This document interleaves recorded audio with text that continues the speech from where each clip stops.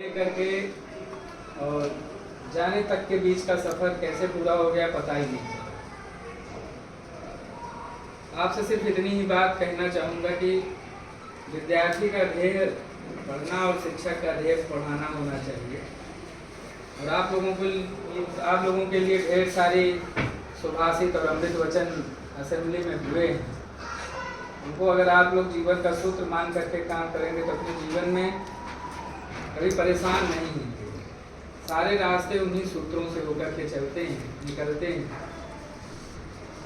उन वाक्यों को जरूर अपने जीवन में अपनाइएगा।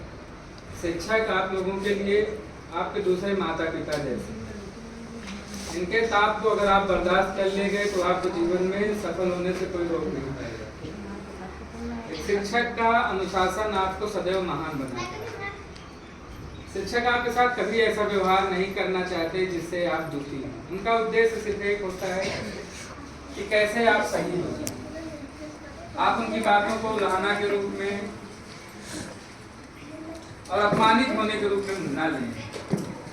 इतना ही समझें कि ऐसे माता पिता हैं जो आपको जन्म ना दे करके भी जन्म देने वाली माँ के ही समान आपका बेहतर भविष्य निर्माण करने का प्रयास करें।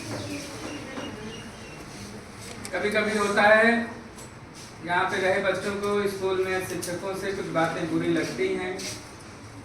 मैं आप लोगों से निवेदन करना चाहूँगा कि इस बात को कभी मत नकारात्मक रूप से लीजिए, बल्कि इसे सकारात्मक रूप से लीजिए। क्यों शिक्षक ने मुझे इस तरीके बातें कही हैं। बेटा, जहाँ तक अनुशासन की बात आती है तो एक विद्यार्थी के लिए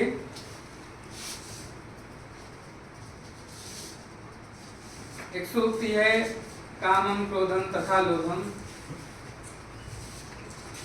स्वाद श्रृंगार कौतुकम अति सेवा अति निद्रा चा विद्यार्थी हास्य वर्जित। विद्यार्थियों के लिए जो 8 चीजें रोकी गई हैं, उन 8 चीजों को बहुत गंभीरता से अपने जीवन में लाने से परहेज करना चाहिए। काम, क्रोध, लोभ, लालच करना, गुस्सा करना,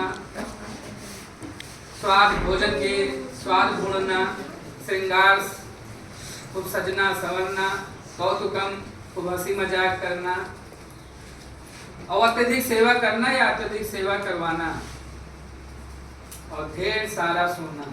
ये विद्यार्थियों के लिए इतनी चीजें वर्जित हैं। आपको इन चीजों को करने से परहेज करना।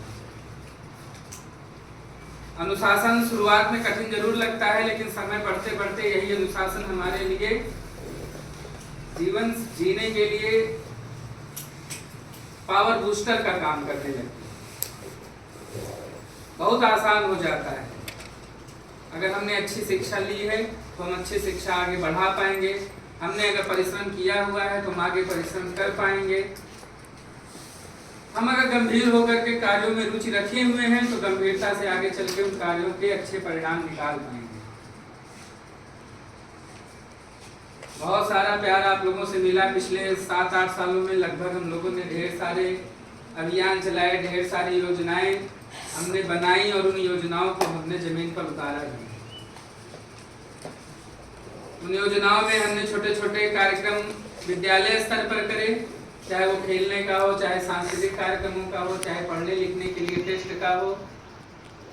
हम सब एक साथ मिल करके काम किए। इस विद्यालय के 2 संगठन तो जिसमें बड़ी भूमिका निभाते आए हैं, एक इको क्लब का संगठन, एक मीना मंच का कार्यक्रम।